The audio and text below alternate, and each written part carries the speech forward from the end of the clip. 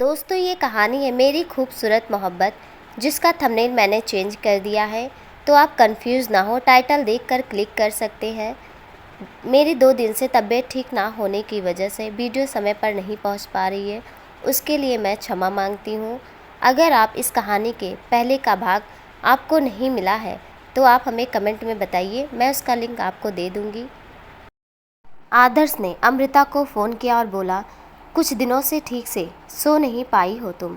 अमृता, आज चैन की नींद सो जाओ, कल सुबह मिलते हैं। कल तुम्हारी सारी प्रॉब्लम ख़त्म हो जाएगी। I love you Amrita, you are my life. Love you too sir, आप भी मेरी ज़िंदगी हैं।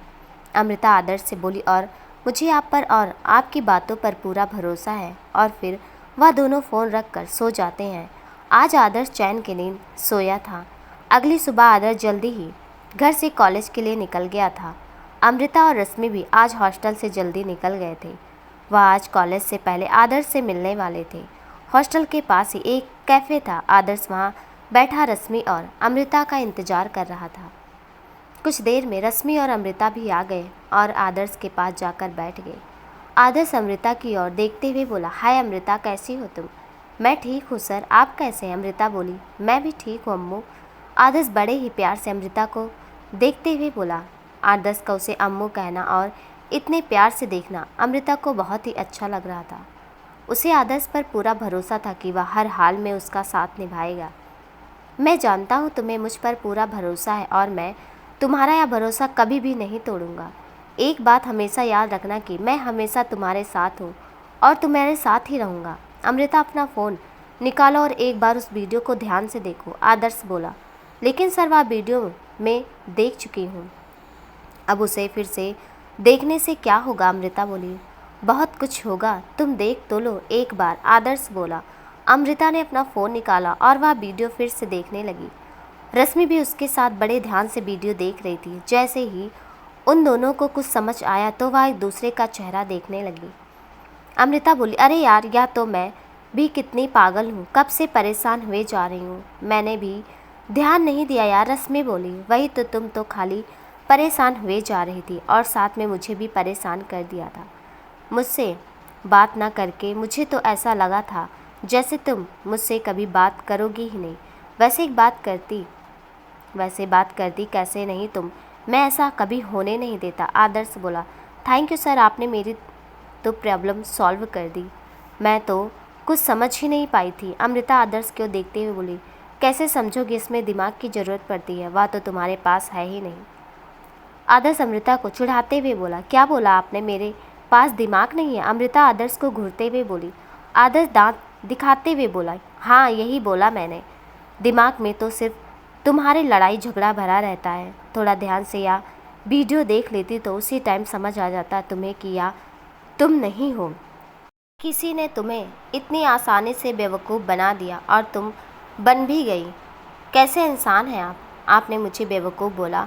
आपको क्या मैं बेवकूफ़ नज़र आती हूँ? उस समय मुझे कुछ भी समझ नहीं आया। उस वीडियो में सही से उस लड़की का चेहरा भी नहीं दिख रहा था, वह कुछ मेरी तरह ही नज़र आ रही थी। तो मुझे लगा शायद या मुझे आपसे दूर करने के लिए किसी ने किया हो। मुझे उस समय कुछ भी समझ नहीं आया, जैसे मेरे दिमाग ने काम करना ही बंद कर दिया हो। यह बोलते हुए अमृता इमोशनल हो गई। आदर्श अमृता का हाथ अपने हाथ में लेते हुए बोला, मैं तो मजाक कर रहा था अम्मू, बस तुम्हें हंसाने के लिए। मैं जानता हूँ उस समय तुम्हें कुछ भी समझ नहीं आया होगा। एक बार के लिए तो मुझे भी यही लगा कि वह लड़की तुम हो, लेकिन फिर मुझे कुछ याद आया। याद है तुम्हें, 1 साल पहले यह वीडियो वायरल हुआ था। किसी ने यह वीडियो पोस्ट किया था। अपनी बदनामी के डर से उस लड़के ने सुसाइड कर लिया था और बाद में पुलिस ने उस लड़के को भी पकड़ लिया था। पुलिस वालों के पूछने पर उस लड़के ने बताया कि वह वीडियो उसी ने बनाया था उस लड़की को बदनाम करने के लिए, क्योंकि उस लड़के ने उस लड़के के पैर को ठुकरा दिया था। तुम्हें लगता है वह लड़का उस लड़की से प्यार करता था? मुझे तो नहीं लगता वह उससे प्यार करता होगा। अगर वह उस लड़के से प्यार करता तो वह उसकी भावनाओं की कद्र करता, उसके फैसले का सम्मान करता, उसे इस तरह सुसाइड करने पर मजबूर नहीं करता। आजकल पता नहीं क्यों, लेकिन किसी लड़की के मना करने पर लड़के ना जाने क्या क्या कर बैठते हैं। जिससे प्यार करने का दावा करते हैं उसी लड़की का बुरा कर बैठते हैं। वह लोग सिर्फ दावा करते हैं, प्यार नहीं कर सकते। अगर सच में प्यार करते तो उस लड़की के लिए कुछ भी कर गुजरते, चाहे उससे दूर जाना पड़े, उसकी खुशी के लिए वह भी करते। हाँ सर, मुझे भी कुछ कुछ याद है कि किसी लड़की के साथ ऐसा हुआ था, लेकिन मुझे उस टाइम कुछ भी याद नहीं आया। जब अमृता ने मुझे यह वीडियो दिखाया, मुझे लगा यह अमृता के साथ ही हुआ है। रश्मि बोली, अमृता तुम बोल रही थी ना कि किसी ने तुम्हें मुझसे दूर करने के लिए शायद तुम्हारे साथ यह किया हो। यह सच है कि किसी ने हम दोनों को अलग करने के लिए यह किया था। शायद उसे अंदाज़ा था कि तुम इस वीडियो को ध्यान से नहीं देखोगी, तुम शायद घबरा जाओगी देखकर, इसलिए उसने यह सब किया होगा। लेकिन यह बात वह सोच भी नहीं सकता कि उसकी वजह से हम दूर नहीं बल्कि करीब आ गए हैं। आदर्श अमृता की ओर बड़े प्यार से देखते हुए बोला, अगर मुझे वह इंसान मिल जाए न तो मैं उसकी खाल नोच लूँ, मैं उसकी उंगलियां काट काट कर कुत्तों को खिला दूँ। अपनी जिन उंगलियों ने उसने मुझे यह वीडियो भेजा था, साला सुअर की औलाद, कुत्ते का पिल्ला, खुद को समझता क्या है। हाथ आने दो मेरे उसे तो मैं बताऊंगी कि अमृता शर्मा से पंगा लेने का मतलब क्या होता है। उसकी तो मैं बूटी बूटी नोच लूँगी। अमृता अपने दांत पीसते हुए बोली, ठीक है मेरी झांसी की रानी, जब वह इंसान मिल जाएगा तो उसके साथ तुम यह सब कर लेना, लेकिन अभी चलो कॉलेज, हमें लेट हो रहा है। आदर्श खड़ा उठते हुए बोला। अमृता खड़ी उठी और एकदम से उसने आदर्श के गाल पर किस कर लिया और उसके गले से लगते हुए बोली, thank you so much sir, you are the best. Adarsh उसकी इस बात पर मुस्कुराने लगा और प्यार से उसके सिर पर हाथ फेरने लगा। रश्मि अमृता के बगल में खड़ी खांसते हुए बोली, वाह मैडम जी, आप तो छुपी रुस्तम निकली। जब मैंने पूछा कि तुम आदर्श सर से प्यार करती हो तब तो तुमने मना कर दिया, और अब किस करके गले मिल रही हो, वह भी यहाँ सबके सामने। रश्मि की बात सुनकर अमृता झेप गई और इधर उधर देखने लगी और फिर वहाँ से बाहर भाग गई। आदर्श और रश्मि भी वहाँ से निकल गए। बाहर जाकर आदर्श अमृता से बोला, अम्मू कुछ दिन हम बिल्कुल वैसे ही रहेंगे जैसे वह इंसान चाहता था। उसे ज़रा तसल्ली होने दो कि हम दोनों साथ नहीं हैं, फिर वह कुछ ना कुछ गलती तो ज़रूर करेगा। हम लोग उसका पता लगा लेंगे। जिस नंबर से यह वीडियो आया है उससे कुछ भी पता नहीं चल पाया, वह नंबर किसका था कुछ भी पता नहीं लगा, और अब तो वह नंबर बंद हो चुका है। तो अब हम लोग उसे बेवकूफ़ बनाते हैं। कुछ दिन हम लोग कॉलेज में बातें नहीं करेंगे। मुझे लगता है वह इंसान हमारे आसपास का ही है, तो आज के बाद हम सबके सामने बातें नहीं करेंगे। ठीक है अम्मू, खुश हो, लेने दो उसे कुछ और दिन। ठीक है सर, अमृता बोली। फिर वह तीनों कॉलेज की ओर चल दिए। कॉलेज के बाद रश्मि और अमृता हॉस्टल के लिए निकल रहे थे, तभी आदर्श ने उन्हें पीछे से आवाज़ दी। अमृता और रश्मि दोनों ने पलट कर देखा और अमृता ने पूछा, क्या बात है सर, कुछ काम था क्या? नहीं तो हम लोग हॉस्टल जा रहे हैं। वो क्या है ना वो मुझे बहुत नींद आ रही है, कुछ दिनों से ठीक से सो भी नहीं पाई हूँ। अगर कुछ काम है तो बताइए। वाह जी, तुम्हारी प्रॉब्लम सॉल्व हो गई तो अब तुम मुझसे बात भी नहीं करोगी, और बिना काम के मैं भी तुमसे बात नहीं कर सकता। आदर्श मुंह बनाते हुए बोला, ऐसी बात नहीं है सर, वो आप आवाज़ दे रहे थे ना तो मुझे लगा शायद कुछ काम होगा, और आप ही ने तो कहा था कि हम लोग कॉलेज में बात नहीं करेंगे। अमृता बोली, मुझे पता है मैंने कहा था कि हम लोग कॉलेज में बात नहीं करेंगे, लेकिन तुम्हारे लिए मेरे पास एक सरप्राइज है, तो प्लीज़ कुछ देर मेरे साथ चलो। रश्मि तुम भी चलो साथ में, आदर्श बोला। सरप्राइज? वाह क्या है बताइए ना सर, अमृता खुश होते हुए बोली। सरप्राइज है तो तुम्हें ऐसे ही कैसे बता दूंगा, सरप्राइज दिया जाता है पहले ही नहीं बताया जाता। क्या सरप्राइज है? आदर्श बोला। बताइए ना सर प्लीज़, अमृता बोली। नहीं बताऊंगा, चुपचाप मुंह बंद करो और चलो मेरे साथ, नहीं तो सरप्राइज कैंसिल, फिर नहीं मिलेगा। चल दो, सोच लो एक बार, आदर्श बोला। ठीक है चलिए, अमृता अपना मुंह टेढ़ा करते हुए बोली। आदर्श उसकी इस हरकत पर मुस्कुराने लगा। अमृता, आदर्श और रश्मि वहाँ से चले गए। कुछ देर बाद वह तीनों हॉस्पिटल के सामने खड़े थे। अमृता बोली, ओह तो यह था आपका सरप्राइज, आप मुझे मम्मा से मिलाना चाहते थे। वैसे कुछ दिनों से मैं मम्मा से भी नहीं मिली। डॉक्टर ने मुझे बोला था कि मैं मम्मा से बहुत सारी बातें करूं, उनके साथ खूब समय बिताऊं, लेकिन मैं अपनी परेशानियों के कारण मम्मा से भी नहीं मिल पाई। कोई बात नहीं अमृता, अभी चलो आदर्श, अंदर चलो, आदर्श बोला। फिर वह तीनों हॉस्पिटल के अंदर चले गए। जैसे अमृता अंदर अपनी माँ के पास पहुँची, उसकी तो खुशी का ठिकाना ही नहीं रहा। उसका मन कर रहा था कि वह खुशी से नाच उठे, साथ ही उसकी आंखों से आंसू बहने लगे। आज पूरे 2 साल और 7 महीनों के बाद उसने अपनी माँ की आंखें खुली हुई देखी। वह कभी आदर्श को देखती, कभी डॉक्टर को देखती, कभी अपनी माँ की ओर देखती। उसने आंखों ही आंखों में आदर्श को थैंक यू बोला और दौड़कर अपने माँ के गले से लग गई। उसकी माँ भी उसे प्यार से निहारने लगी और उनकी भी आंखों से आंसू, खुशी के आंसू बहने लगे। शायद उन्हें भी उम्मीद नहीं थी कि वह कभी अपनी प्यारी अम्मू को देख पाएंगी। आज एक बेटी को अपनी माँ और माँ को अपनी बेटी मिल चुकी थी। आदर्श अमृता को खुश देखकर खुश हो रहा था। रश्मि की आंखों से भी आंसू बहे जा रहे थे। वह आज अमृता के लिए बहुत खुश थी। अमृता तो बस अपनी माँ के गले से लिपट कर रोए जा रही थी, जैसे एक छोटा सा बच्चा कुछ देर तक अपनी माँ को नहीं देखता और फिर अपनी माँ को अपने पास पाकर खुशी के कारण झूम उठता है। वह अपनी माँ को पाकर उसके गोद में छुप जाता है। ऐसे ही आज अमृता भी अपनी माँ को पाकर बहुत खुश थी। आदर्श अमृता के पास आया और प्यार से उसका सर सहलाने लगा और बोला, अब सब ठीक हो गया अमृता, तुम्हें तुम्हारी माँ मिल गई। अब तुम्हें तुम्हारी माँ से कोई भी अलग नहीं कर पाएगा, या मेरा वादा है तुमसे। अमृता अपनी माँ को गले लगाकर प्यार से यह पंक्तियाँ गुनगुना रही थी। फिर वह अपनी माँ के गाल पर किस करते हुए बोली, आई लव यू मम्मा, आपके बिना मैं एकदम अकेली पड़ गई थी। पर जानती हूँ मम्मा, रश्मि ने कभी मेरा साथ नहीं छोड़ा। वह कभी रश्मि का हाथ पकड़ते हुए बोली, मम्मा रश्मि ने मेरा साथ तब दिया था जब मैं एकदम टूट चुकी थी। मुझे जीने की कोई वजह नज़र नहीं आ रही थी। रश्मि को ही क्यों, प्रभात अंकल और किरण आंटी ने भी मेरा बहुत साथ दिया। प्रभात और किरण रश्मि के माता पिता हैं। अगर यह लोग हमारे साथ नहीं देते तो पता नहीं क्या होता, हम लोग कहाँ जाते, कैसे यहाँ तक पहुँच पाते, आज मैं आपसे फिर से मिल पाती।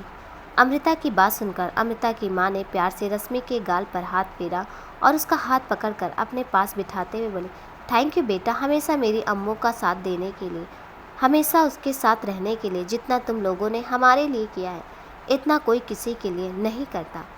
क्या आंटी, आपने तो हमें पराया ही कर दिया।